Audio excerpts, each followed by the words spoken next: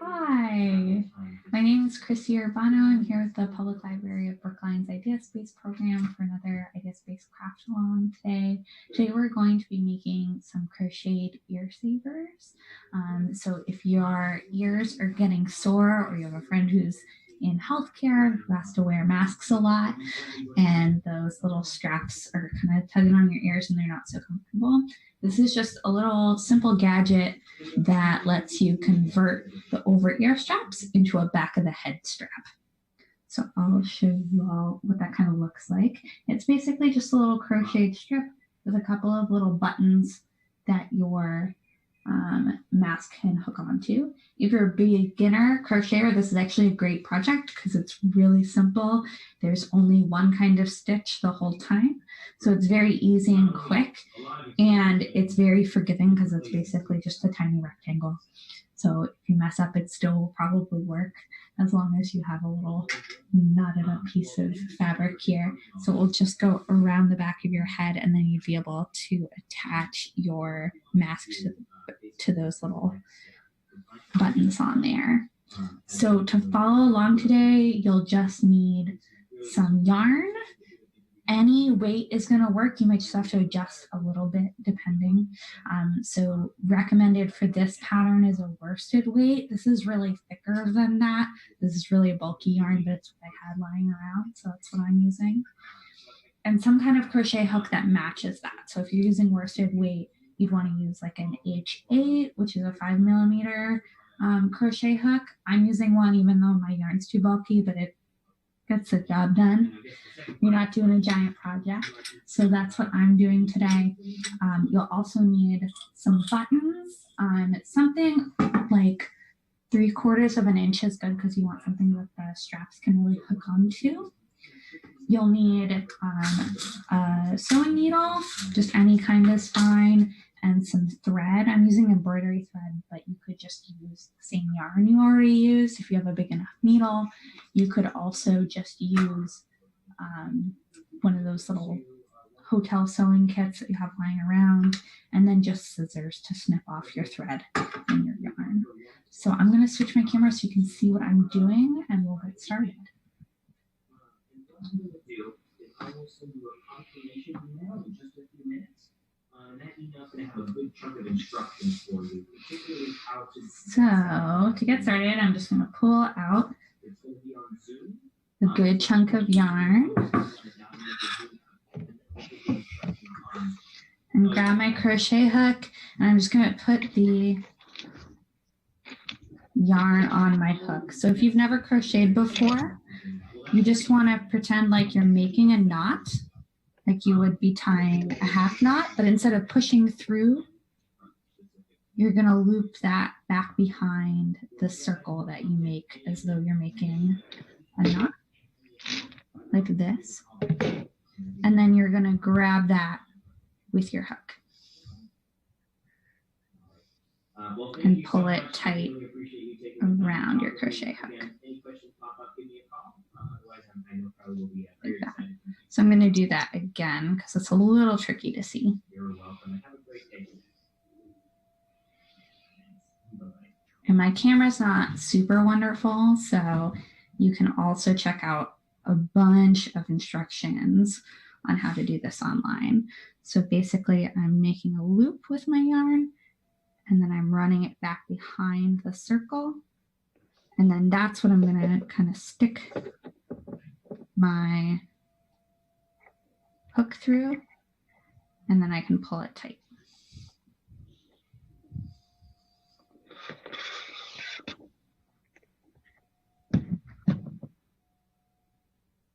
And then what you'd want to do is you're just going to chain about 20, which I'll show you what that means if you're new to crocheting, but you can adjust this. This will determine the length. So it'll be the middle, this center line is what we're about to do. And that determines the length of your finished project. So if you're making one for a child, you would want a smaller one. If you're making one For someone with a larger head, you might want to do more stitches, and it will also depend on the weight of your yarn, how much you want to do. So I would just experiment. These really don't take very long. So you can kind of play around with what seems to work best, measure it up against the masks that you have, depending on how long those straps are, and just see what works for you. I've been doing about 20 chains. So to do a chain, you just wrap your yarn over your hook, and then you use the hook to pull that yarn that you've wrapped over through the little loop that was already on your hook. And that's one chain. So I'm going to do that again. So I'm wrapping around my hook and then pulling that through. That's two.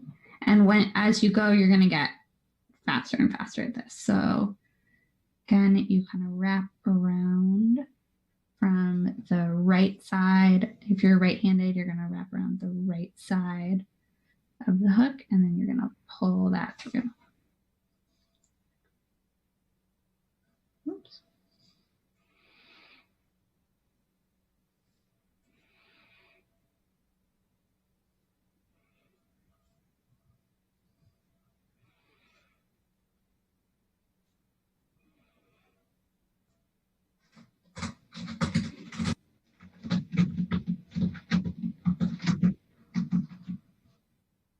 My cat has found her scratching post. And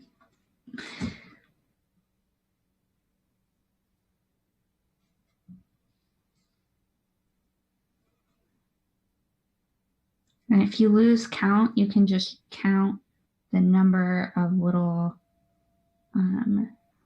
notches that you see here. So 1, 2, 3, 4, 5, 6, 7, 8, 9, 10, 11, 12, 13,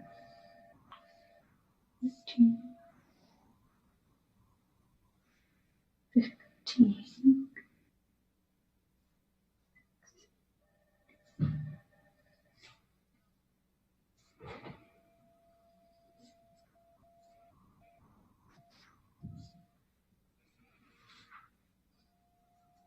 I believe that is 20.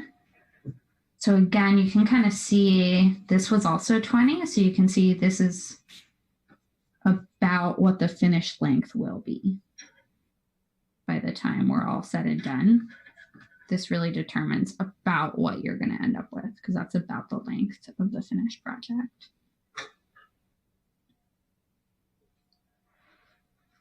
So the rest of the project uses a stitch called the half double crochet, which is a really nice and easy stitch that takes up a lot of space. So it's really quick to crochet with. So to get started, you're going to find the third chain in from where you are. So the third chain to the left of your hook. So you're going to go backwards. So I'm going to count that out by looking at those little bumps. So 1, 2, 3. And at the third little, they look like little V's. So at the third little V, that's where I'm going to put my hook in. But first I am going to, for a half double crochet, I'm going to wrap my yarn around my hook once. So again, same way you did when you were going to chain. But then you're going to put that into the third little V from the right side. And you're going to press that in. You're going to wrap that yarn around your hook again and pull it through the V. And then you're going to wrap your yarn around your hook again, and you're going to pull that through all three of the loops that are on your hook.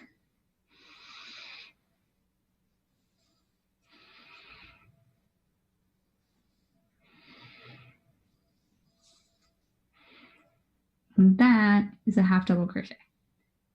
So the reason that we start a little bit further in is so that you don't end up, because this has some height to it, if you went straight into the one that you were just at, it would kind of like squish it into a little triangle on the end, which doesn't look particularly nice.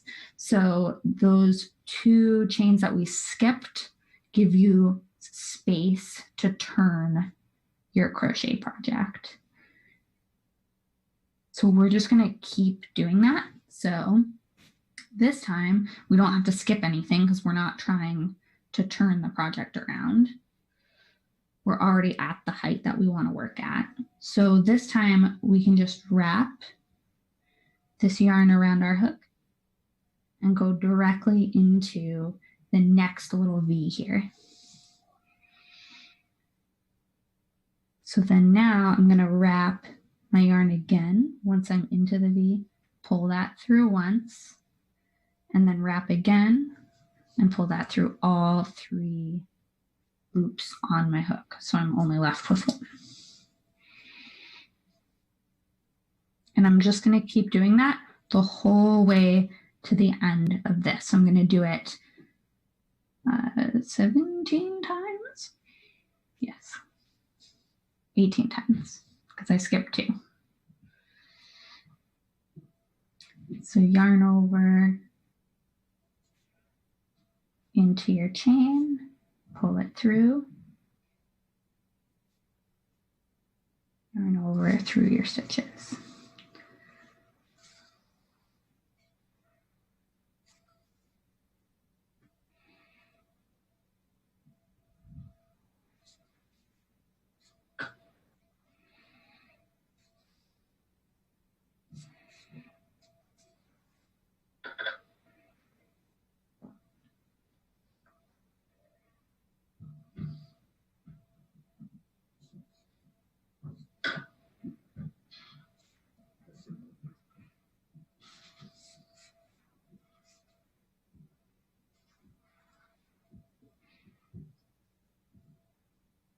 And if you're just tuning in or just looking at the video now, my name's Christy and I'm a librarian at the Public Library of Brookline. And we've been running this idea space Craftalong program with the help of the folks over at BIG, where we bring some of the projects that we would normally do at the library into everybody's houses with the help of the internet and public TV. And this week, we're making these little ear savers, as I call them. So if you've seen photos online of folks who have to wear masks a lot because of their jobs, whether they're nurses or healthcare workers, or they are working in grocery stores and have to wear a mask all day, those can get really, really uncomfortable to wear over the backs of their ears for a long time. You can end up with marks if you're doing that like all day, every day. I'm sure we all know how uncomfortable it can be to wear a mask even just around Brookline right now all the time, and to wear it for hours and hours and hours at a time is much more uncomfortable. So this is just the simplest little gadget that's a little more comfortable, that will turn your ear loops into a back of the head loop. So it'll have little buttons on the sides for you to hook onto. If you don't know how to crochet, you could do this exact same thing with just a stretchy piece of fabric that you stitch together on the edges so it doesn't fray. You could do it with a piece of t-shirt as well if you wanted to. Anything that's washable. So I'm not using nice, beautiful wool yarn. I'm using just regular old acrylic yarn that I had sitting around so that it can go through the washing machine and still hold up. And I don't have to worry about shrinkage. So it is actually an advantage if you can't afford the fancier yarn for this, because it'll probably be easier for you to wash it to make sure. So if you have someone who might want them, you could make them a few because they're so quick. for each day of the week so that they could run them through the laundry as they go. And they're teeny tiny, so they're really easy to launder as well. With that in mind, what do you think would be Hey, Christy, it's Will. Hi, Will. I just wanted to say thank you so much for all your work on the ear saver so far with the crocheting. That is crocheting, right? It is crocheting. Awesome. So we may have a guest here with us. We just were running into a few technical difficulties. We may have Tiffany, who's one of our cataloging librarians, join with us. Tiffany, are you on the call with us right now? I am. Are you able to hear me? Yes, that sounds very good. Thank you. Sound wonderful now, Tiffany. Okay, great. That's so exciting. Yeah, so I'm Tiffany. I'm one of the catalogers, and I crochet and I knit, and I do every kind of needlework and dabble in just about anything crafty. Yeah, actually, I was just about to bring that up. That was beautiful timing because my cat was begging to be let out of this room. That is awesome. And you know how to knit, which I do not, which is very exciting. So you might even, if we have time today, be able to show us a little bit of how you would knit one of these, because it's the same concept. It's just a different tool. Yep. I can definitely do that. And I have knitting needles, but I don't know that I have knit before, but I've not knit in a very long time. And I never quite got the hang of it when I learned. So I don't know if I can remember enough to follow along. The pattern looks pretty simple, but I have been working on, have you been doing any like fabric, any like textile stuff at home while you're not in the library right now? Mostly I have been doing cross stitch. Ooh, so, what are you cross stitching? I'm cross stitching a series of leaves. Neat.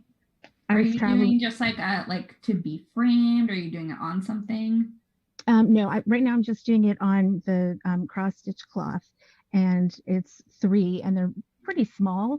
And so I'm gonna frame them and mount them together. That's awesome. I really like cross stitching, but I always forget how long it takes. Yeah. That's why I'm finishing up some projects. Yeah. No, I totally did that. I finished all of the projects that had been like sitting for months in my apartment. Yeah. I had only done some really simple crochet projects before, like kind of at this level, but I ordered a bunch of yarn and started a blanket a couple weeks ago, and I'm very excited about it. Yeah. Those definitely take time though. Yeah. I'm doing a granny square blanket with like 10 different granny squares in it so that I don't get bored of one of the patterns, because I need to like have constant changing yarns, because if I have to do the same thing 1,000 times, I will not finish it. Yeah, one year I crocheted a blanket for my dad, and I used extra thick yarn, and it still took like a month. Yes. That is how I was like, if I ever did this, I would have to get that arm yarn. Yeah. And just knit with your arms. If you haven't seen these, they're amazing and wonderful. And it's just yarn that's like the thickness of your arm. And you just use that to knit a giant blanket. And so you only have like 50 stitches for the whole blanket. Right. Which is great. So I came to the end of this little chain series that I had done. And what I'm going to do is I'm actually just going to half double crochet 2 more times into this final chain as a way to turn this piece around so that I can go back onto the other side. So what we're actually going to end up doing is just half double crocheting on both sides of this chain. So I did my first one just like I had normally been doing, but I'm going to do the same thing, but I'm just going to put my hook back into the same part, the same chain 2 more times.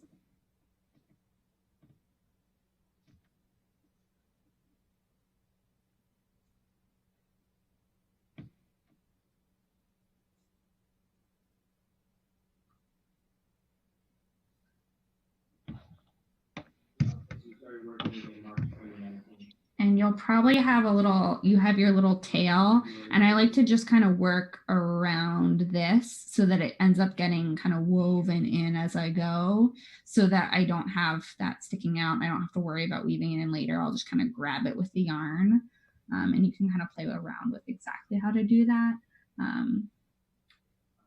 Just put it right here, and I've immediately forgotten how many I've done, so I'm looking at it to count out. So you should have 2 little loops around your the piece of the chain you're working on per stitch. So I see 4 loops, so that means I need 1 more on this.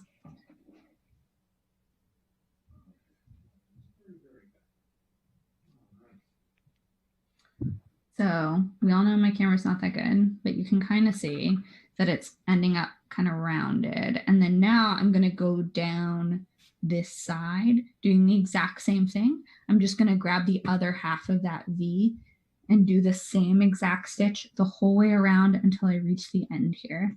So I'm going to get started doing that.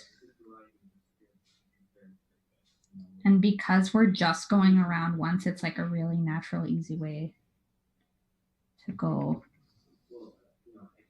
You don't have to worry about chains or anything like that ever again on this project. It goes super fast and easy.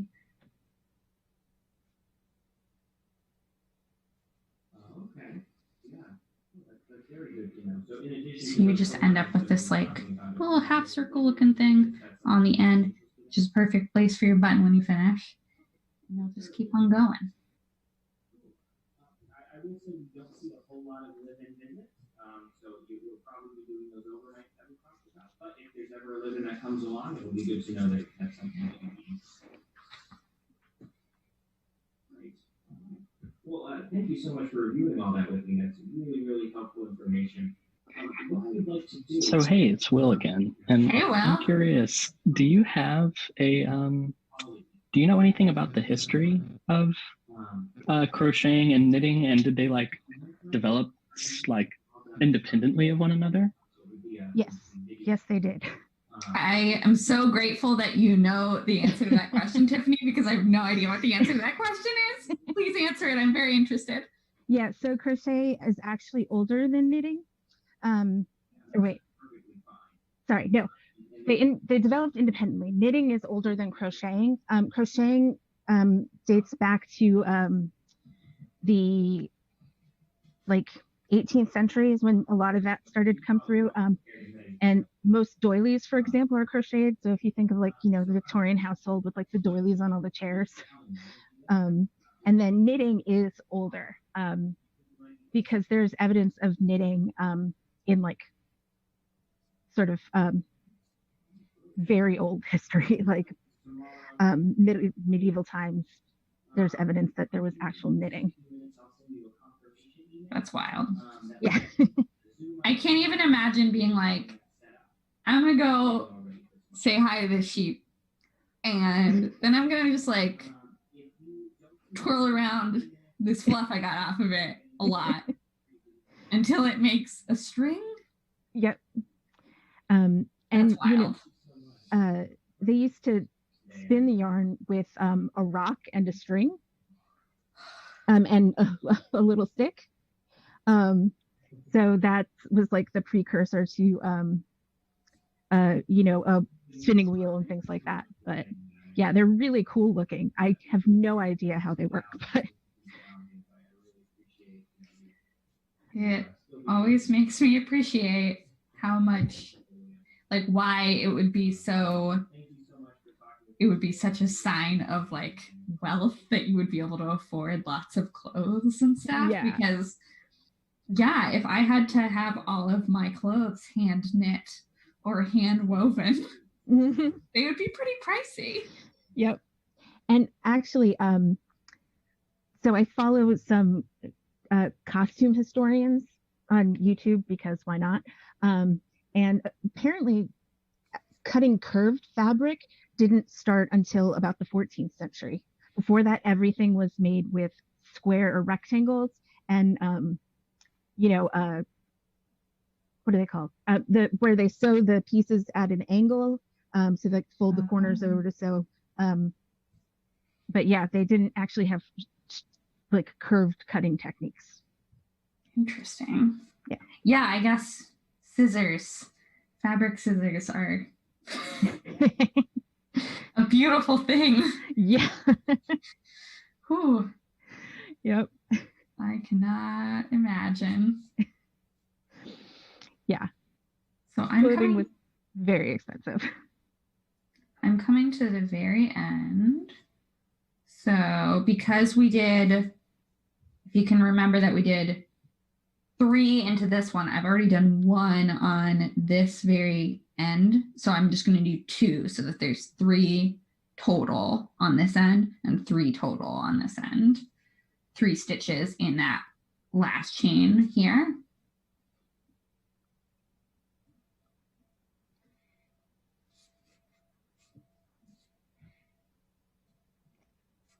And I'm gonna pull out a little loop for myself.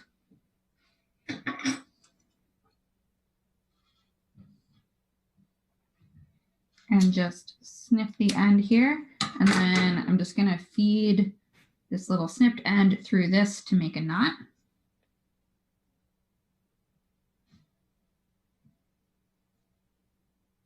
And then I'm just gonna weave that using my hook, just kind of hide it in here.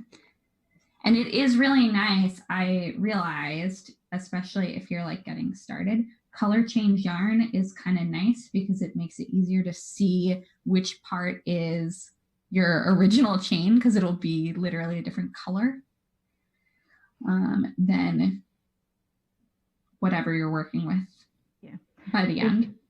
If you're a beginner, black yarn is just about the worst thing you can use to learn on. It is impossible to see your stitches unless you're familiar with what they look like. I used, when I was learning to knit, and this is maybe tells you why I did not learn to knit, I got a whole bunch of that super thin, super fluffy yarn because I was in middle school and I was like, this is the coolest thing I've ever seen. Yeah. And you couldn't see any of the stitches at all. But you also couldn't see the giant holes in it because it covered them. So yeah, kind of net neutral worked out. Yeah, that'll do it. That's the job done. Yeah. Everybody's first stuff has holes in it, you know. Yeah. I actually learned after my first like 4 years of knitting that I had actually been doing the cast on that I was supposed to be doing wrong. So yeah, I still don't know what I did wrong knitting. Someday I'm gonna pick it back up and I'm gonna figure it out. Yeah. But today I'm just working on my crocheting. We're getting there. Yeah. I feel like I can't keep both. I can't do both at the same time. I have to like do one and then move on and do the other. Yeah, I definitely go through phases where I do one more than the other. So sometimes I'll be, doing, sorry, I'm trying to get my cat gone. Okay. I'll be, like really into making like doilies, or, scarves or like little frilly things. And then sometimes I'm like, I want to make a fancy knit scarf, or I want to make a large amount of washcloth. And then I knit.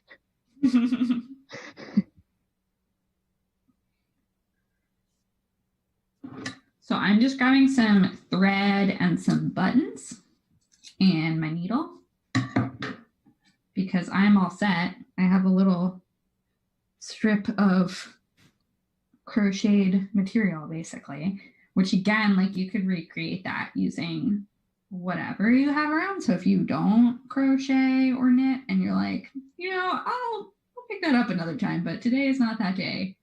You can still have an ear saver.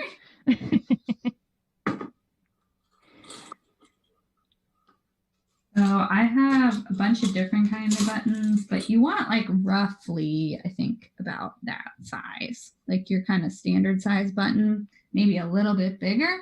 The teeny tiny ones are going to be trickier to loop your mask straps onto. And I just totally guesstimate the center and run my needle through the yarn. I don't tie it off until I run it through the button, run it back through the button and through the fabric, and then I literally just knot it on. So it's not even like really, it's not like sewing. You're just using the needle to get it through. So you could get away without a needle if you can just kind of work your yarn or whatever through the button and through the fabric that you've made. And I'm just doing a regular knot. There's nothing fancy here. And you might want to run it a couple of times through if you're worried about it holding up in the wash. But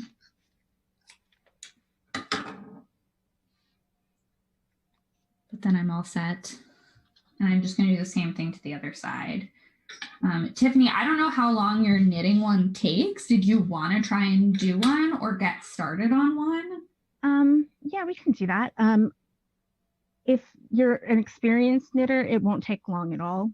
If you're starting out or you're like a medium sort of knitter, it might take a little longer, but it's a fairly simple pattern. So I think you could probably even make it simpler. Like this one had a little bit of like tapered edges. Mine's literally just a rectangle, and I feel like you could probably do the same thing. Yeah, you definitely could do it without shaping. So yeah.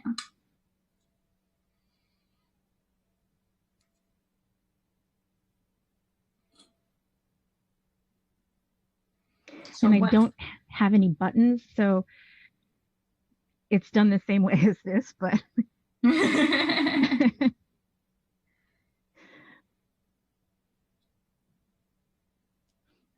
So what kind of yarn and needles are you going to use?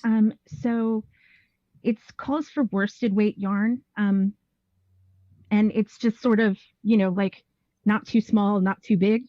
And then I have a recycled cotton yarn that has been sitting around. So really any yarn that you have sitting around. And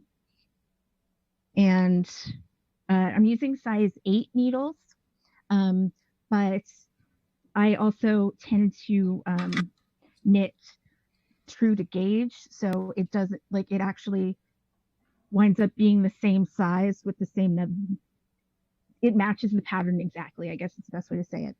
But if you know you knit tight, then you can size up to a 9. And if you know you knit big, you can size down to a 7.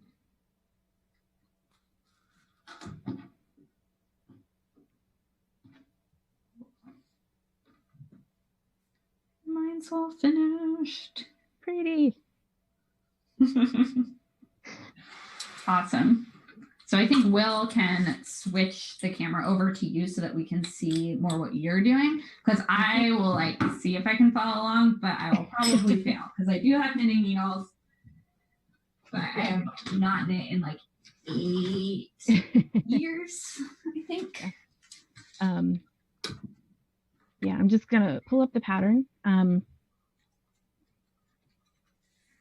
I have, oh, these are size 10, which might actually be better because my yarn is not worsted weight at all. Yeah. I have these beautiful new Idea Space knitting needles that you'll be able to check out of the library at some point in the future. That's fun.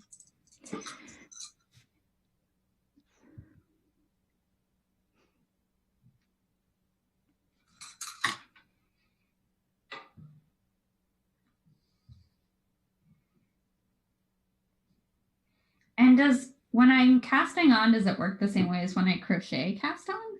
So you can do it that way. You can, there's a whole bunch of ways you can cast on. I tend to use what's called the long tail cast on just because it's the sturdiest. Because with some of the other yarns, it's made that way so they can stretch a lot easier, or you can use them to like shape things more. Whereas,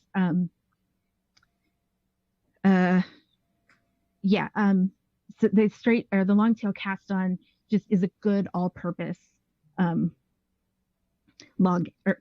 Sorry, I was using my computer earlier today, but it's a really good sturdy way to where'd my needles go? A really sturdy way to like start your project. So, and it's a lot easier to keep it lined up the way you need to, so it doesn't curve or go in or out. It just kind of stays straighter better. So I still don't have the camera. Let's see if I can. Okay, so I don't have a good table space to use, so I'm just going to be holding it up in front of me. So hopefully that works pretty well.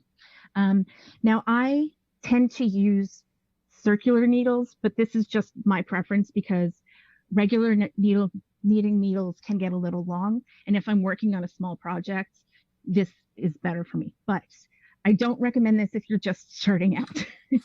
It gets very weird and you have to, because it's connected in the middle. So for a long tail cast on, all right, let's see. Sorry, trying to get to the beginning of the yarn. That's always the problem, isn't it? So for long tail cast on, you're going to make a little slip knot. So wrap around my finger, pull the yarn through the loop. And then you're going to put the loop on your needle. Not too tight, but definitely not loose. So then you take the piece of yarn that is longer and you wrap it around your finger. So that way it looks like this. And then you take the other yarn and you, hold on just one second. I want to make sure I'm describing it right because like I know how to do it. It's just, I want to make sure that I tell you the right, like which piece of yarn goes on which finger, because I usually have to remind myself even when I knit a lot because it's just one of those things. Okay, so yes, so you take the yarn around your thumb and then you take the long piece that's still attached to your ball of yarn and you, okay, let's see if I can turn a little bit. So you take your yarn under the yarn here and then you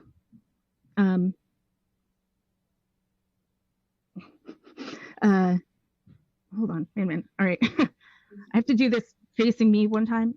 Okay, so.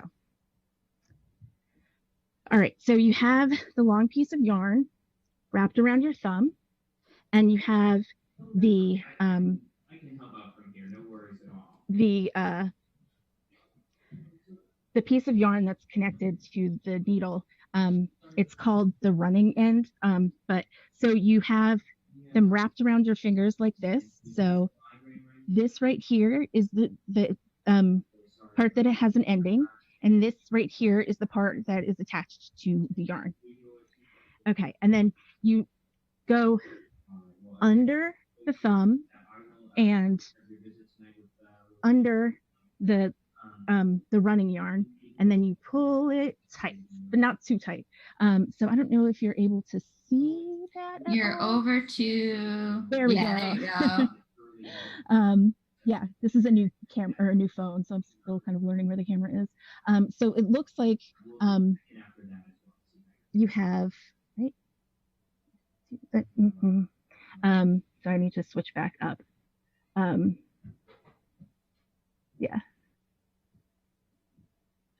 Okay. So you count the slip stitch as a stitch. So right now I have 3 stitches on the needle, and then you repeat again. So through and under and through, that's 4 stitches. And they will have this little bar running down the bottom. And you want to make sure that that stays straight, like so that it doesn't get twisted around. And then, so here is under, over, pull. And how many stitches am I casting on? You are casting on, where is that? It's like 4 or 5? 5? Yeah. It is cast on 4 stitches. 4. Oh, I did way too many. Okay. 4. I got very excited. Okay. Okay. So if you want, we can do the simple version, which would just be a little rectangle with no shaping. That would probably go the fastest. Yeah, why don't we try that? Because we had those technical difficulties at the end, and maybe I will be able to do it if it is only 1 stitch. We'll see.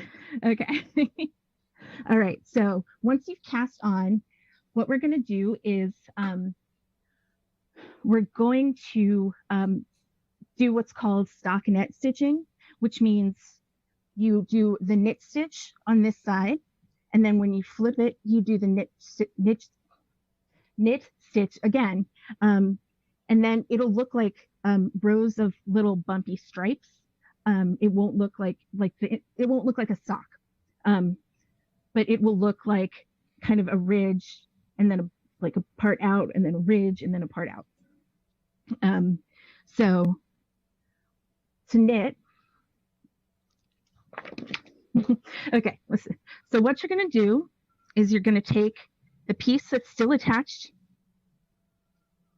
here, and you want to make sure that you're going to bring it on this side. So you're going to want the long tail to be on the left, and then you take your needle and you and this is my empty needle, right? So I'm holding in my left hand, yes, the needle with all of the threads on it. Yes.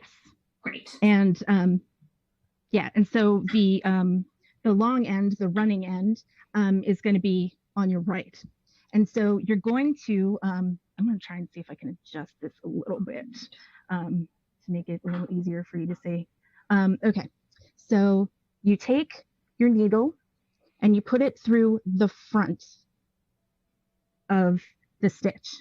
So, you know, every stitch has the front is the part of the stitch you see when you're holding it towards you. The part that's closest to me. Mm-hmm. Yes, the back is the part that's away from you. Most of the time, for a lot of projects, you won't need to use the back at all. So,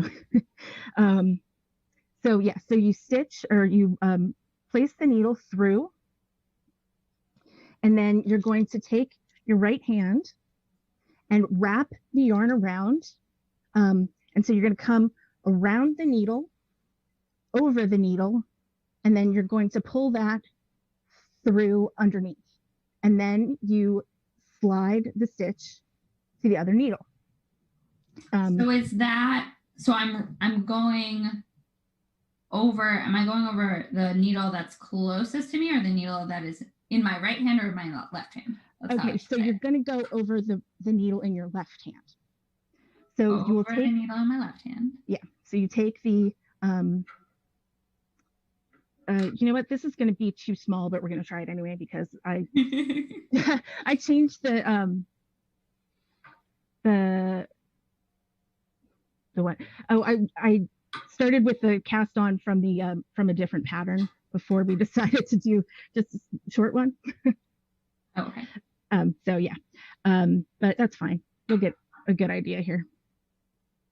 Okay, so all right. So now that you have that, that's a stitch, and you'll see over the, so there's the loop that's on the needle, and then there's this little bump underneath. If you can see that. And then, so what you're going to do now is repeat that. So you're going to go take your right needle under the front of the stitch on the left needle. Sometimes it takes a little working. Don't worry about it,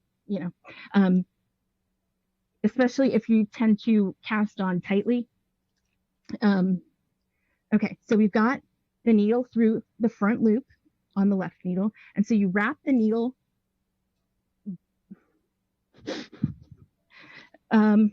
Okay, so sorry, this is really hard to do without like a setup. Okay, so you wrap the needle or the yarn behind the needle on your left hand, and then you pull it through with your right hand, and then you slide it off onto the right hand needle. Oh, you know what I never did? I never slid it off. That is why that was not going well. Okay. Yeah. Okay. I see what I am failing to do. Okay. And then you do the same thing with the third stitch. So you reach it underneath.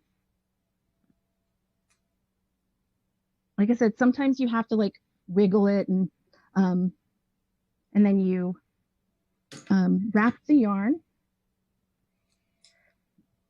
and pull it through. And now you have 3 stitches. And you pull it off the loop.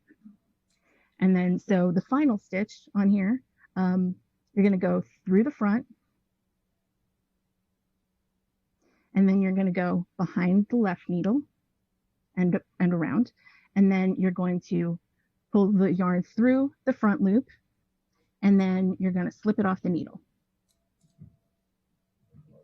So what you'll have is all of the stitches and the long piece of yarn will be on the front here.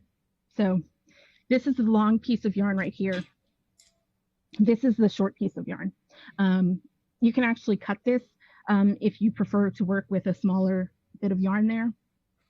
And the yarn, or the side that you're working on, the first time is called, so when the yarn is on your left needle, that is the right side. And when it's on the left, or on the right needle, it is the right side. No, I said that wrong. So we'll just say, so right side on the left needle, right needle is wrong side. Okay, there we go. And that just means that it's less important with a stitch like this, but like if you're looking at socks, the right side is the side that faces out, and the wrong side is the part that faces in. So if a recipe, or I'm just not talking well today, am I? So if a pattern calls for you to keep track of the right side and the left side, one of the little tricks that I tend to do so I don't actually have to pay much attention is that I will put a stitch holder or some sort of like a paper clip or a safety pin or something through the last hoop on the right side. And then so I know that if the little stitch marker is at the end, it's the right side. And if it's at the front, then it's the wrong side. So I just find that that's usually easier. Or like, you can keep track of it by like the long tail is on the right side, the running stitch is on the left side. So there are a lot of little ways that you can make it easier to remember some stuff. Okay, so now, so we have everything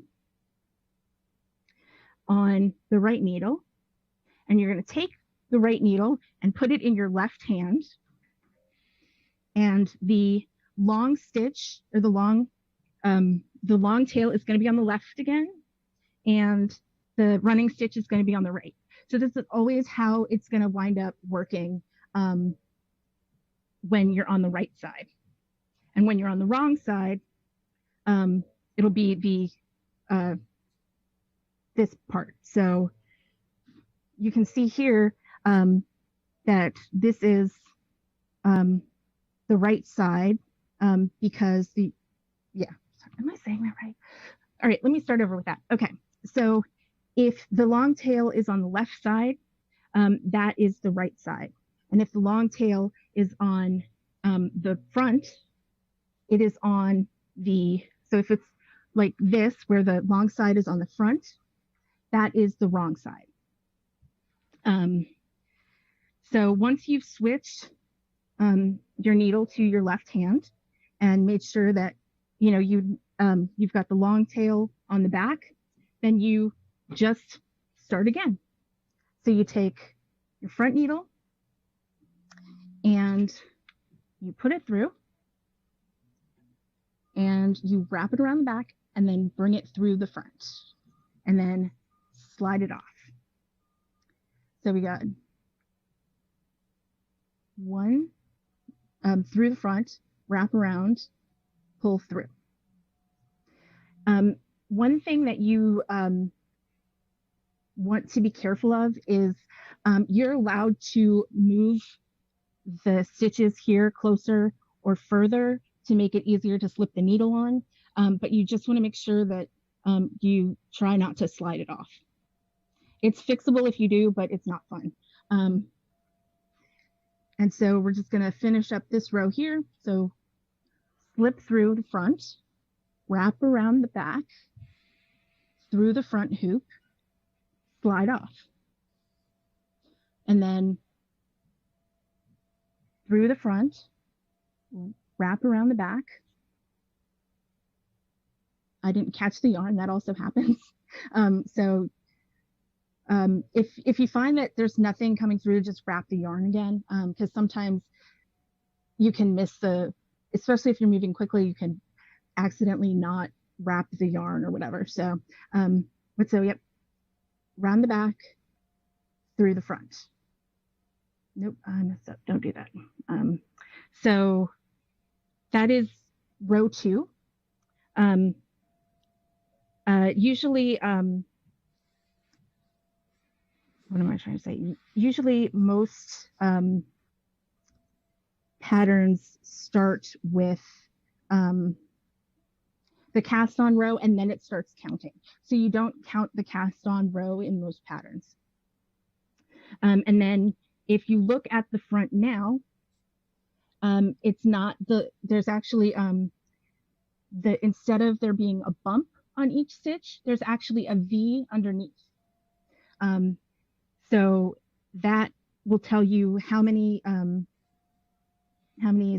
stitches you've actually made. So so the biggest difference, so we're coming up on the end, but you're basically, you would just continue to do that, and you would just keep turning. Yep.